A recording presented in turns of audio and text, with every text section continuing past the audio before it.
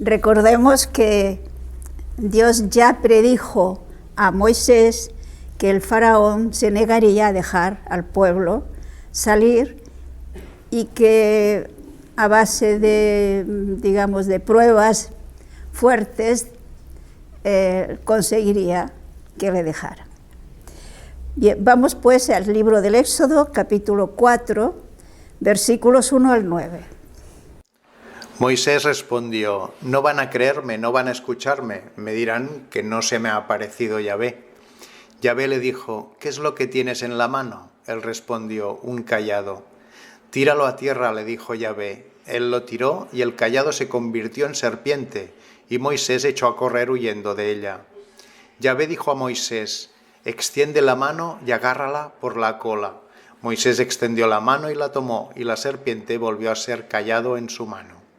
Para que crean que se te ha aparecido Yahvé, el Dios de tus padres, el Dios de Abraham, de Isaac y de Jacob, díjole además Yahvé: mete tu mano en el seno. Metióla él, y cuando la sacó estaba cubierta de lepra como la nieve. Yahvé le dijo: vuelve a meterla. Él volvió a meterla, y cuando después la sacó estaba la mano toda con su carne. Si no te creen a la primera señal, te creerán a la segunda, y si aún a esta segunda no creyeran, coges agua del río y la derramas en el suelo, y el agua que cojas se volverá en el suelo sangre. Fíjate que es un punto muy interesante este que estamos leyendo. Recordemos, tenemos a Moisés en el Sinaí dialogando con Dios, ¿no? Dios le ha manifestado, se ha manifestado a través de la zarza que ardía y no se consumía, y le ha mostrado cuál es la misión que le confía. Le ha dicho: ves, recordemos que ha contemplado la situación de sufrimiento que tiene el pueblo de Israel en Egipto y quiere sacarlo. Y lo ha escogido a él para que vaya a sacarlo. Y vimos que Moisés empieza a ponerle pegas. La última pega es que no me van a creer. Pensamos que realmente tenía razón, ¿no? Moisés, que ahora vaya a Egipto y le diga a los israelitas: mira, se me ha aparecido Dios, el Dios de nuestros padres, y me ha dicho que os saque de Egipto. La misión era tremendamente difícil. Y creer así nomás que Dios se ha aparecido a una persona y que le ha dado una misión, pues cuesta un poco, ¿no? Y me imagino que ahora cuesta, y me imagino que igualmente costaba entonces. Y Dios, como vemos, lo entiende, es lógico. Y por lo tanto, le facilita el que le crean. ¿Y qué medios le da para que le crean? un medio que, digámoslo así, es una prueba evidente que es Dios el que está interviniendo, ¿no? El poder de hacer milagros. Y fijémonos que son milagros que no tienen la finalidad de ayudar a nadie. La única finalidad que tiene es la de convencer que es realmente Dios el que le ha enviado, el que le ha llamado a que saque a su pueblo de Egipto. Es decir, que es Dios el que quiere sacar al pueblo de Egipto. La primera, Moisés tiene en su mano un cayado. En realidad, según el texto original, no se trata propiamente del cayado de pastor, sino una vara corta, como la que aparece en algunas pinturas egipcias de los pastores, los beduinos, digamos, ¿no? Que llevaban una vara corta. Entonces esa vara la tira al suelo, le dice Dios que la tira al suelo, se convierte en una verdadera serpiente. Y prueba de que se convierten en verdadera serpiente es que Moisés huye. Y después veremos que cuando Moisés haga este milagro delante del faraón, esta serpiente devorará a la serpiente de sus magos. Por tanto, es una auténtica serpiente. No olvidemos que por aquella zona había serpientes venenosas. Por lo tanto, Moisés huye. Y Dios le dice que la coja, pero observemos que le dice que la coja por la cola, no por la cabeza. Había magos que, digamos, simulaban convertir una serpiente en vara, cogiéndola por el cuello y presionando. Pero Moisés la coge por la cola y vuelve a convertirse en lo que era, en una vara. Todavía le da otro milagro, que meta su mano en el pecho, cuando la saca está leprosa. La vuelve a meter y está sana. Y todavía le dice, si estas dos pruebas no te creen, pues que coja agua del río, la eche sobre la tierra, y esa agua que cae sobre la tierra se convertirá en sangre. Con esto, pues Moisés ya tiene el medio para convencer a su pueblo de que realmente es Dios, el Dios de sus padres, el que le envía. Es decir, observemos que Dios tiene especial interés en que el pueblo crea. Igual que con nosotros, ¿no? Dios quiere que creamos, que nos fiemos de Él, que es realmente Él el que actúa y el que nos acerca y actúa a través de los medios escogidos por Él. ¿Cómo reacciona Moisés? Versículos 10 al 12. Moisés dijo a Yahvé, pero Señor, yo no soy hombre de palabra fácil, y esto no es ya de ayer ni de anteayer, y aún ahora que te habla tu siervo soy torpe de boca y de lengua. Yahvé le respondió, ¿y quién ha dado al hombre la boca? ¿Y quién hace al sordo y al mudo, al que ve y al ciego? ¿No soy por ventura yo Yahvé? Ve pues, yo estaré en tu boca y te enseñaré lo que has de decir. Fijémonos que es muy interesante esta respuesta de Dios. ¿No es Dios el omnipotente? ¿No es Dios el que nos ha dado la boca, el oído? Pues si es Dios el que le manda, le dice Dios, yo estaré en tu boca. Es decir, fijémonos que Moisés, en todos estos textos y los que seguiremos leyendo, se ve la repugnancia que tiene para realizar esa misión que le confía el Señor. Él ve lo difícil que es y tiene angustia, no se ve capaz de hacerlo. ¿Y por qué no se ve capaz de hacerlo? Pues porque cuenta con sus medios.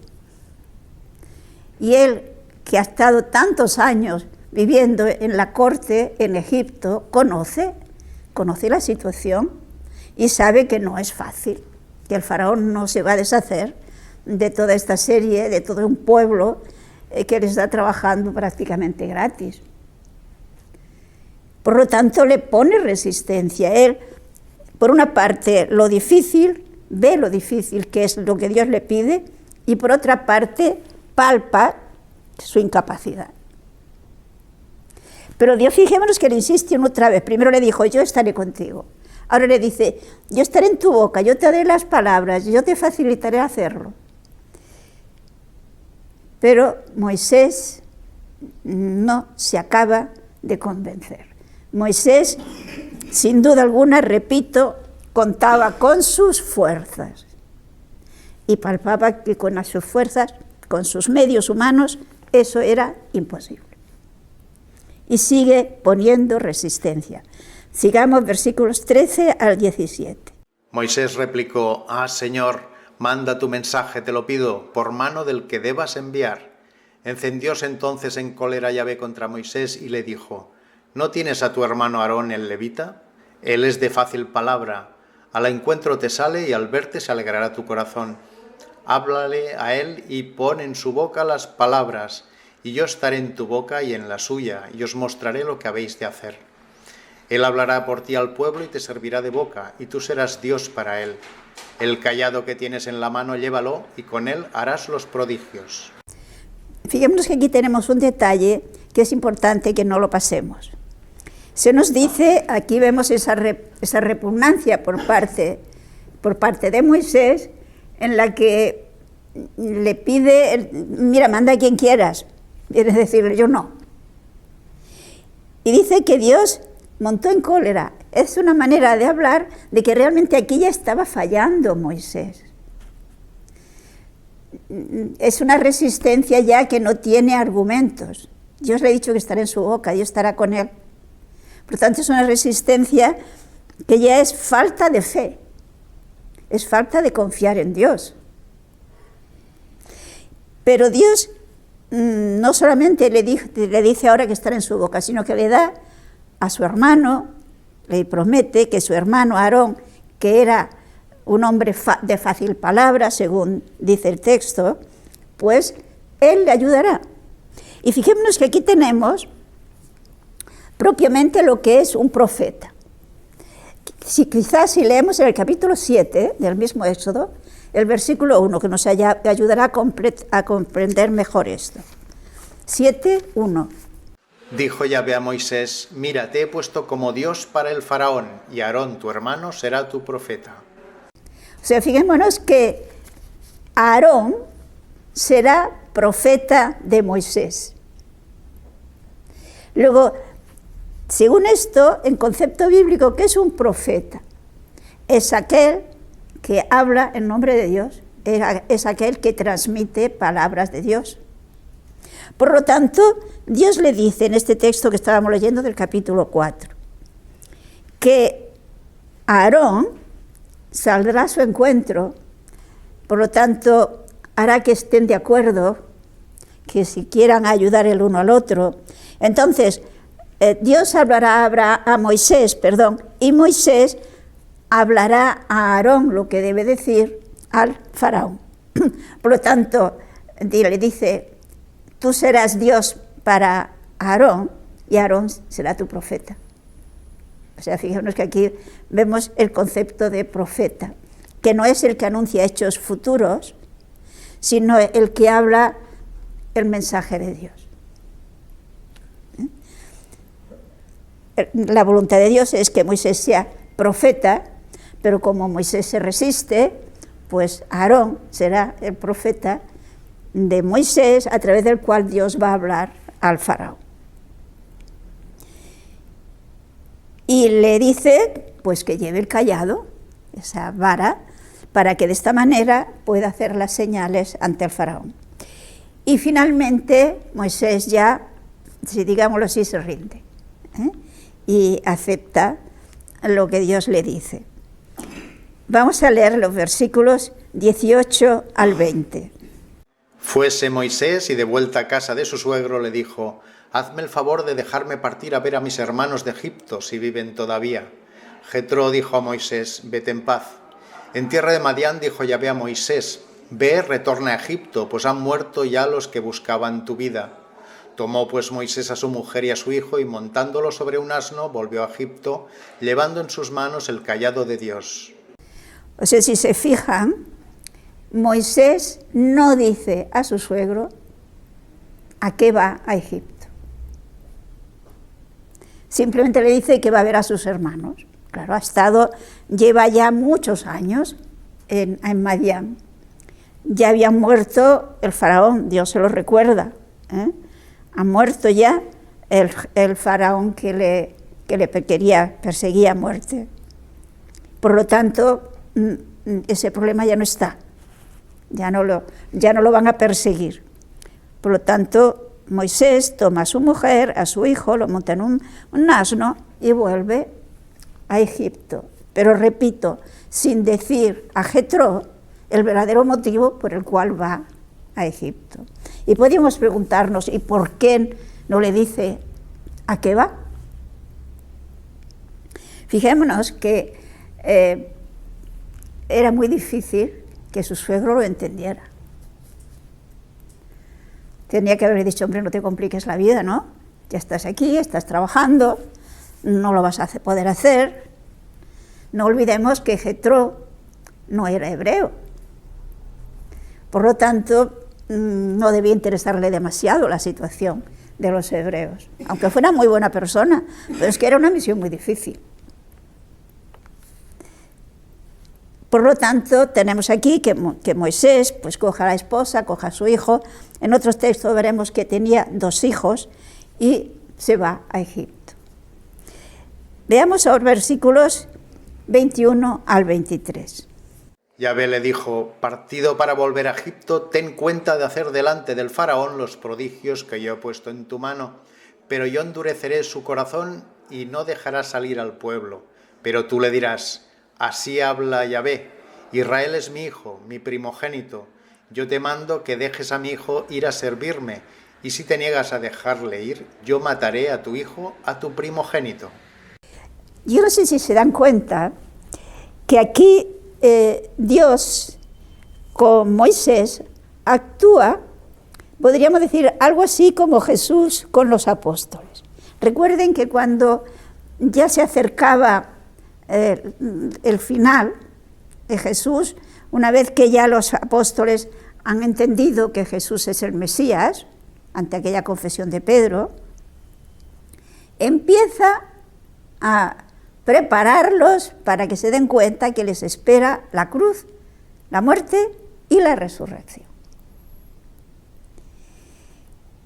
Y esto se lo dirá un día y otro día, a los apóstoles les costará muchísimo entender, no lo entendían, pero les prepara, que sepan que no es un camino fácil, que pasará por la cruz y la muerte, aunque después vendrá la resurrección. Y algo así es lo que hace Dios con Moisés. Le anuncia, la cosa no será fácil, se opondrá el faraón, pero esa oposición frontal del faraón no impedirá que efectivamente Moisés pueda sacar a su pueblo, porque Dios le obligará. Y por lo tanto le dice, le avisa que si no, morirá su primogénito, como así fue. Podríamos decir, por lo tanto, que Moisés sabía que no era fácil, pero que con la ayuda de Dios lo conseguiría.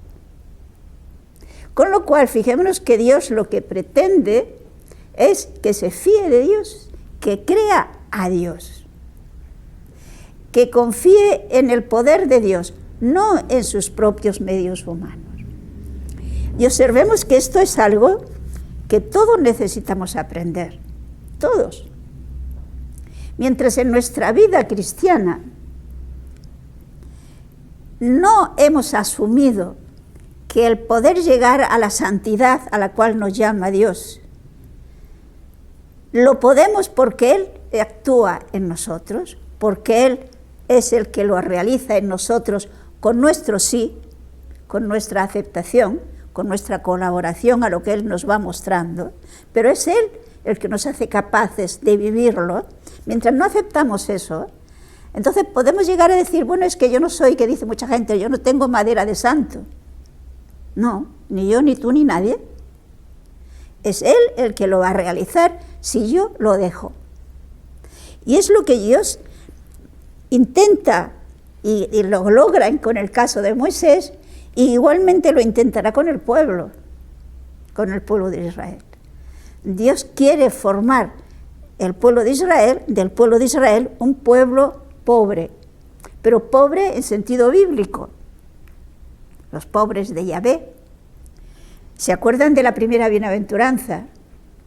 Bienaventurados los pobres, de ellos es el reino de los cielos. Y aquí no se trata de cuestión económica, que sin duda la cuestión económica ayuda a ser pobre, en este sentido de pobre de Yahvé, sino se trata de fiarse de Dios, de contar con Dios y no con nuestros medios para conseguir la santidad en este caso. Y en el caso de Moisés, para conseguir la liberación de Egipto. Ha de contar con Dios, Él lo realizará. Por lo tanto, supone que ha de fiarse de Dios. Bien, continuemos versículos 24 al 26. Por el camino, en un lugar donde pasaba la noche, salióle Yahvé al encuentro y quería matarle. Pero Séfora, agarrando enseguida un cuchillo de piedra, circuncidó a su hijo y tocó sus pies diciendo, esposo de sangre eres para mí, y le dejó, diciendo ella lo de esposo de sangre por la circuncisión. Bueno, fíjenos que aquí nos encontramos con un pasaje muy misterioso. Nos dice que en ese camino hacia Egipto, pues han de pasar la noche en algún sitio. ¿Pero qué quiere decir que Dios salía a su encuentro y quería matarle? Observemos que Moisés había olvidado algo muy importante en aquella alianza que Dios hizo con su pueblo, que era la circuncisión de su hijo. La señal de pertenecer al pueblo de Dios, a los descendencias de Abraham, era la circuncisión. Moisés se había olvidado, no lo había practicado. Fijémonos que esto era muy importante.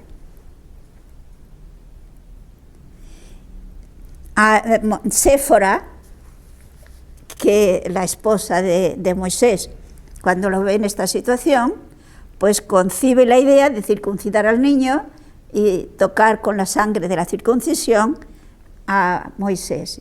Y se dice que entonces Dios le dejó.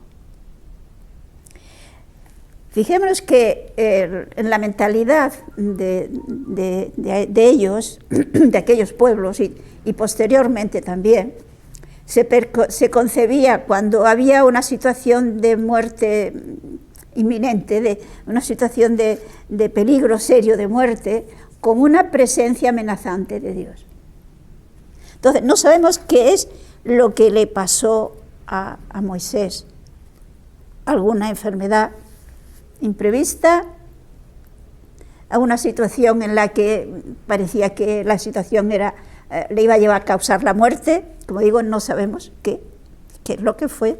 Lo que sí se sabe es que Séfora concibe la circuncisión como un sacrificio de expiación, por decirlo así. Y entonces circuncida a su hijo y desaparece el peligro. No podemos saber mucho más. Al menos el texto no da pie para saber mucho más. Pero sí que es un aviso de lo importante que es permanecer fiel a la alianza. La señal de la alianza era la circuncisión. De hecho, fijémonos que a partir de este momento no veremos que a Séfora y su hijo junto a Moisés.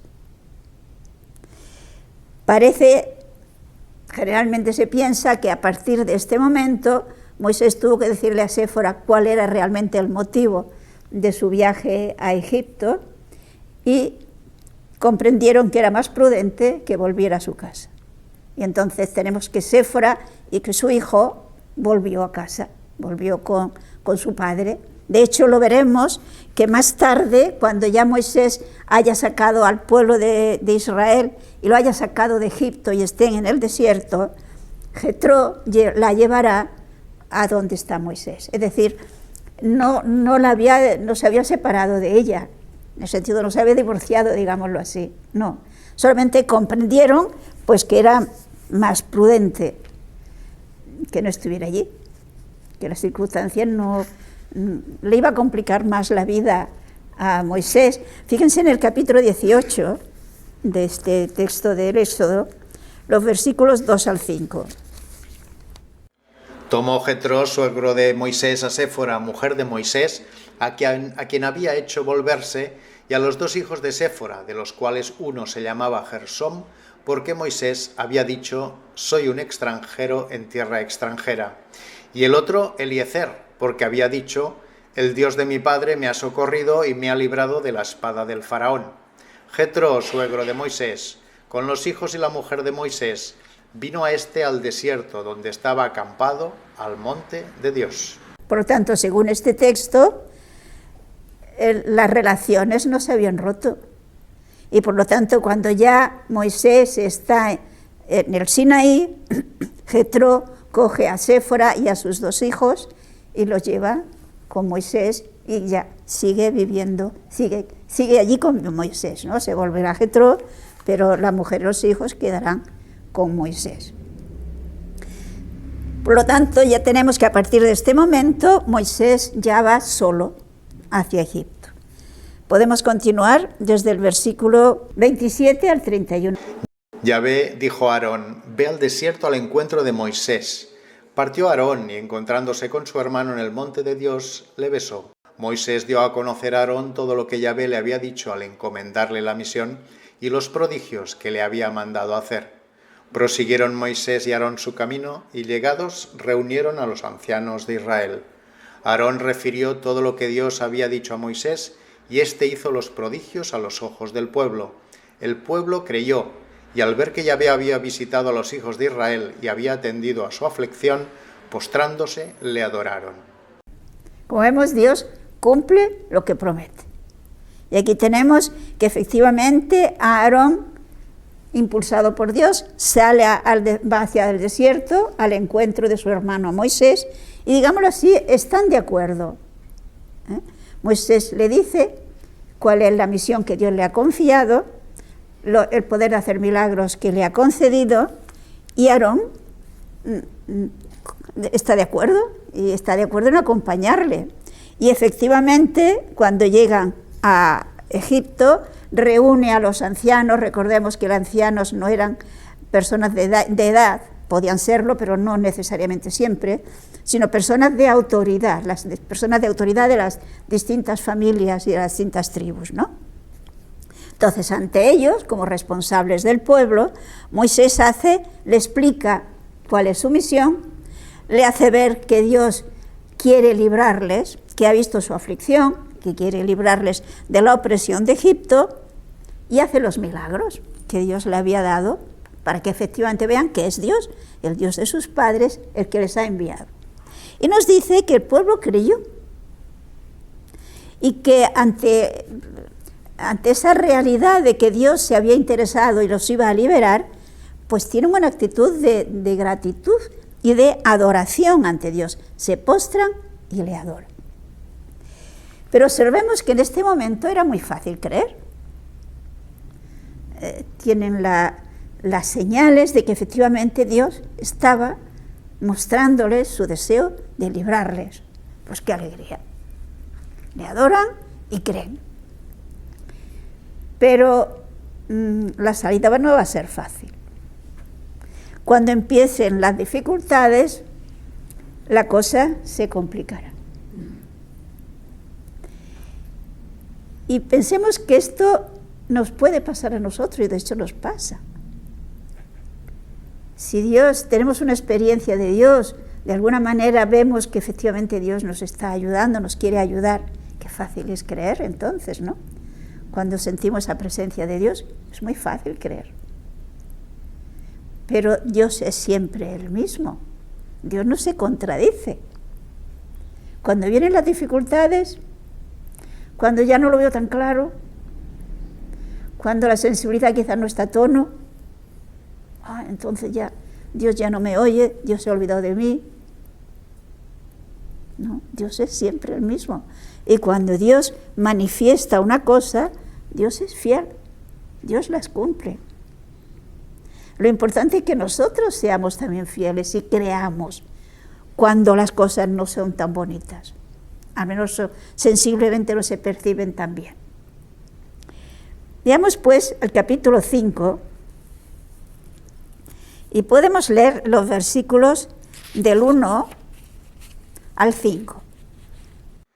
Presentáronse Moisés y Aarón al faraón y le dijeron: He aquí lo que dice Yahvé, Dios de Israel: Deja ir a mi pueblo para que me celebren fiesta en el desierto. Pero el faraón respondió: ¿Y quién es Yahvé para que yo le obedezca dejando ir a Israel? No conozco a Yahvé y no dejaré ir a Israel. Ellos le dijeron: El Dios de los hebreos se nos ha mostrado. Deja pues que vayamos al desierto 3 jornadas de camino y ofrezcamos sacrificios a Yahvé para que no venga sobre nosotros peste ni espada. Pero el rey de Egipto les dijo: ¿Por qué vosotros, Moisés y Aarón, distraéis al pueblo de sus trabajos? Idos al trabajo que os hayan impuesto. Y se dijo: Este pueblo es ya más numeroso que el de la región.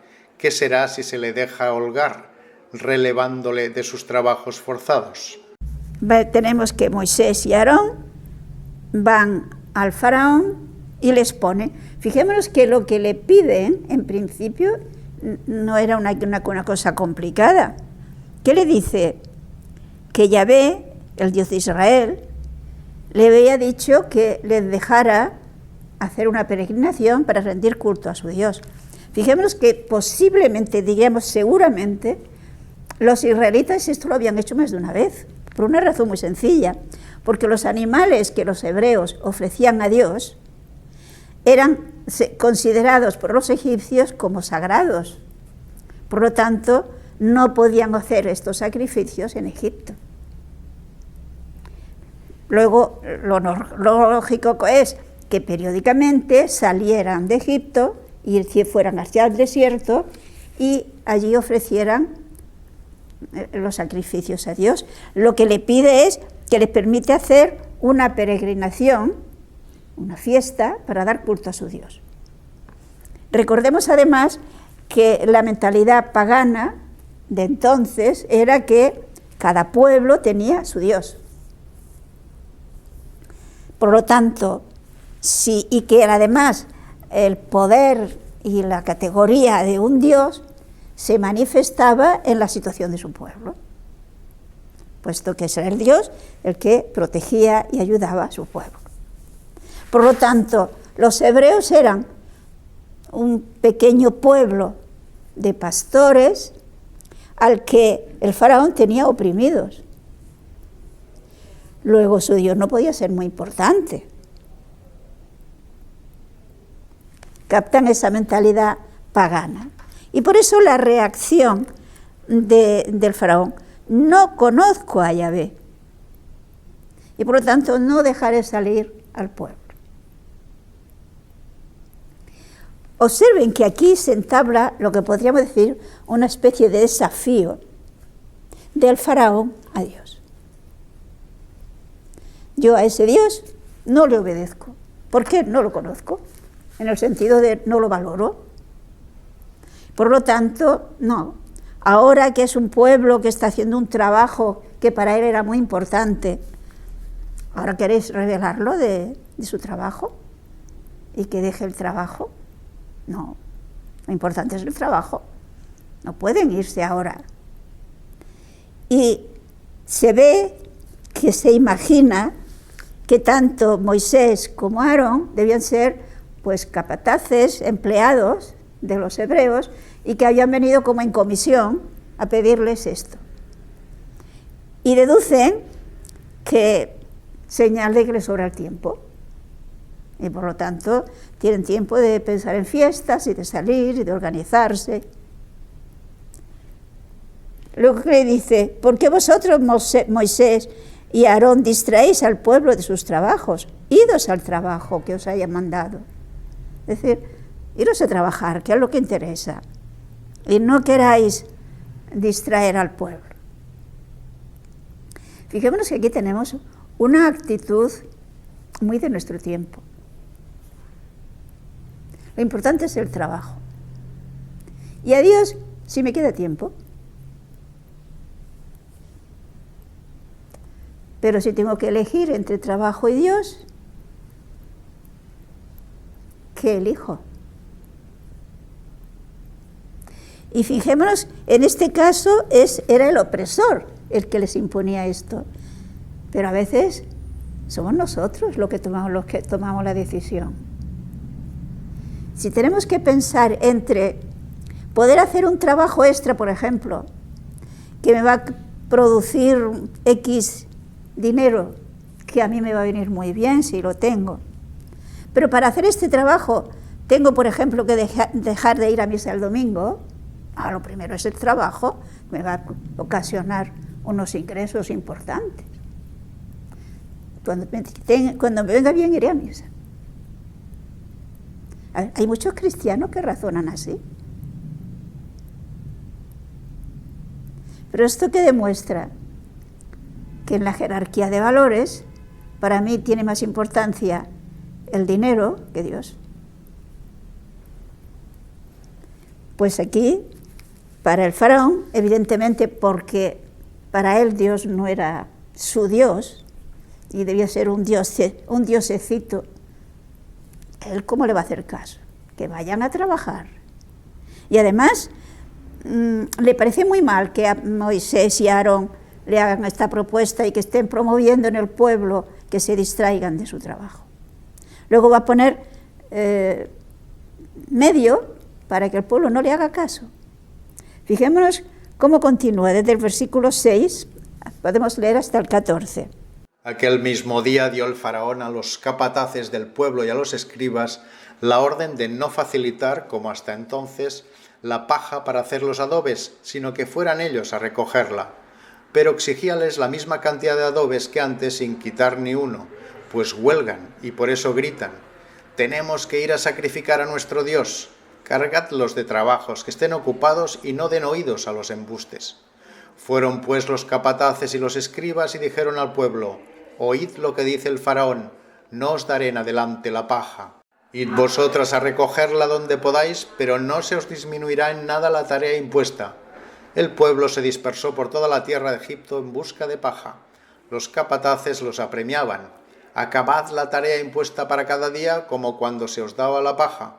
Fueron castigados los escribas de los hijos de Israel que habían puesto sobre ellos los exactores del faraón, diciéndoles: ¿por qué ni anteayer, ni ayer, ni hoy habéis completado la tarea de adobes como antes?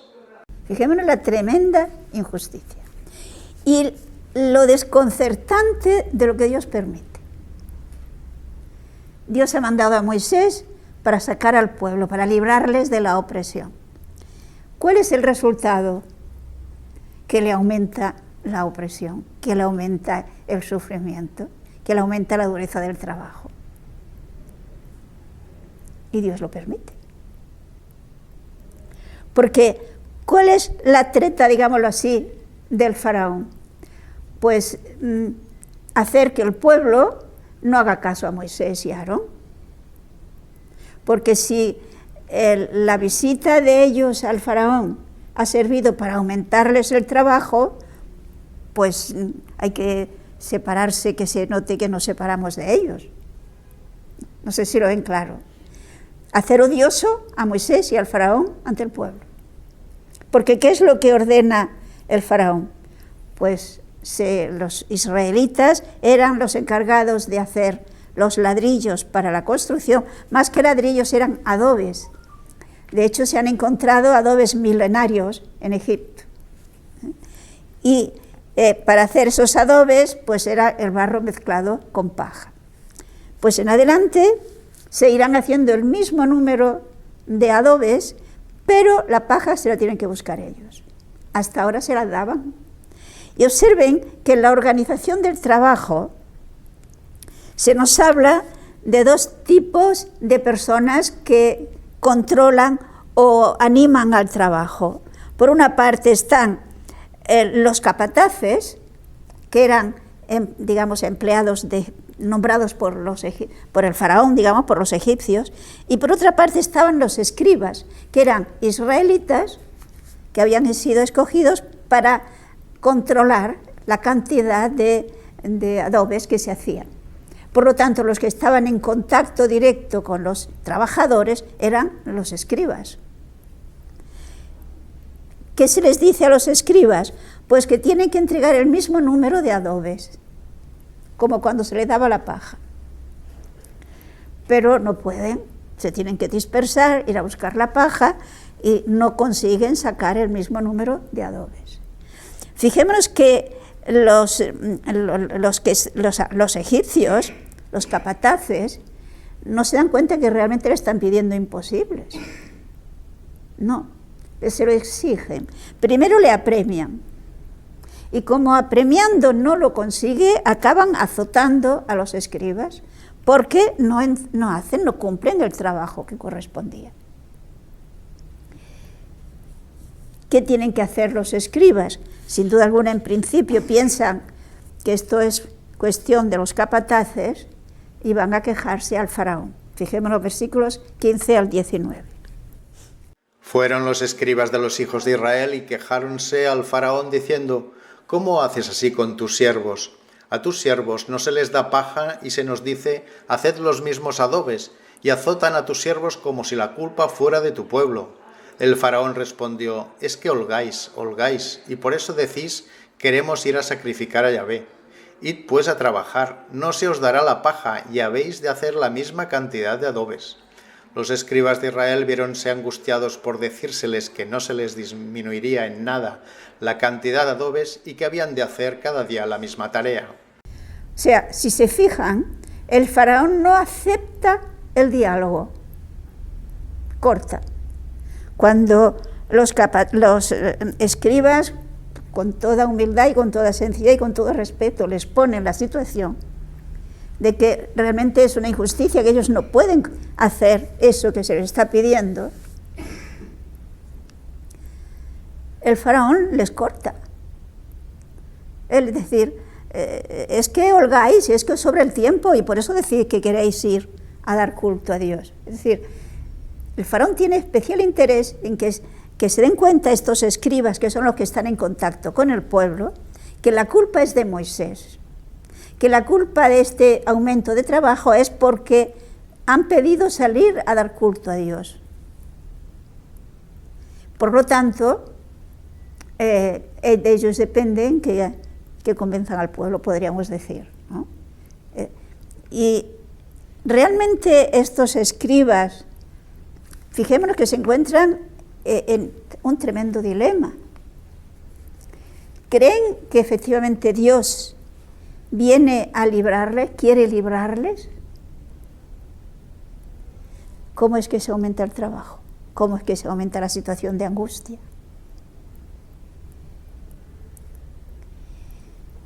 Qué distinto habría sido si estos escribas hubieran realmente creído a Dios. Si hubieran creído a Dios y por tanto hubieran creído, como se les había dicho, que Dios quería librarles y no hubieran dudado a pesar de la dureza. De momento la dureza había sido la misma, pero fijémonos que lo sufrirían con otra actitud, con otro espíritu, con esperanza, con la seguridad de que se verían librados, que Dios estaba de su parte.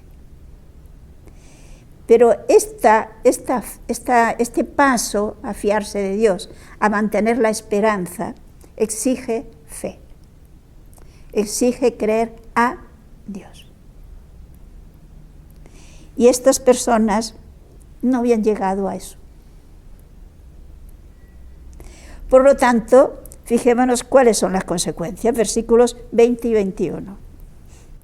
Encontráronse con Moisés y Aarón, que estaban esperando a que saliesen de la casa del faraón, y les dijeron: que vea Yahvé y juzgue, pues vosotros habéis sido causa de que el faraón no pueda vernos, y habéis puesto la espada en sus manos para que nos mate. O sea, fijémonos que el faraón consigue en principio lo que pretendía. En este caso, que los escribas estén en contra de Moisés y de Aarón, les eche la culpa a ellos de la situación en la que se encuentra, y por lo tanto tenemos que suponer que estos escribas este mensaje lo transmitirían al pueblo. ¿Qué solución le queda a Moisés? ¿Qué puede hacer Moisés en esta situación? Lo único que efectivamente él hizo, podemos leer el versículo 22 y 23. Entonces Moisés volvió a Yahvé diciendo: Señor, ¿por qué castigas a este pueblo? ¿Para qué me has enviado? Desde que fui al faraón para hablarle en tu nombre, maltrata al pueblo, y tú no haces nada por librarle. Vale. O sea, fijémonos, ¿qué hace Moisés? Acude a Dios. Acude a la oración. ¿Y qué le dice a Dios? Pues lo que lleva en el corazón. La situación. ¿Y qué le está diciendo? Señor, mira, tú nos has enviado a sacar al pueblo y desde que hemos venido las cosas van peor. Fijémonos que aquí tenemos realmente cuál puede ser el contenido de nuestra oración. A veces quizás nos quejamos, es que no se me ocurre nada en la oración. Pero luego tengo un montón de quejas, un montón de problemas, un montón de cosas que los comenté con la gente. ¿Y por qué no lo llevo a Dios? No sé si nos damos cuenta. ¿Es Dios quien nos puede dar luz? ¿Es Dios quien nos puede dar fuerza? Como veremos qué ocurrió. Dios consuela a Moisés, Dios da razones a Moisés y Dios ayuda a que Moisés no pierda la ilusión y siga adelante. Pero ha ido a donde puede encontrarlas el remedio. Es Dios el que lo había enviado. Es Dios el que le había prometido su ayuda. Pues fijémonos que la relación de Moisés con Dios es la relación que podíamos tener entre nosotros. Con toda confianza, con todo respeto, pero con toda su crudeza en este caso.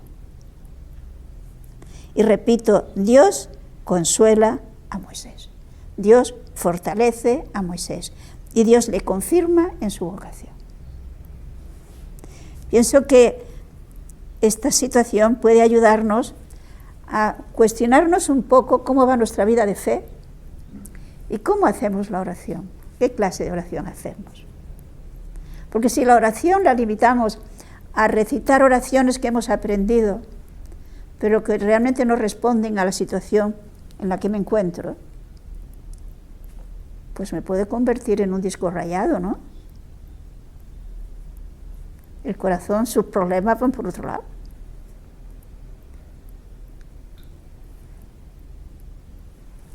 Bueno, creo que vamos a quedarnos aquí y si les parece, el próximo día continuaremos con ese desafío del faraón a Moisés. El faraón a Dios, que ciertamente la de perderla tiene el faraón, aunque se crea más importante que Dios. Y siempre son así las cosas. El que gana siempre es Dios.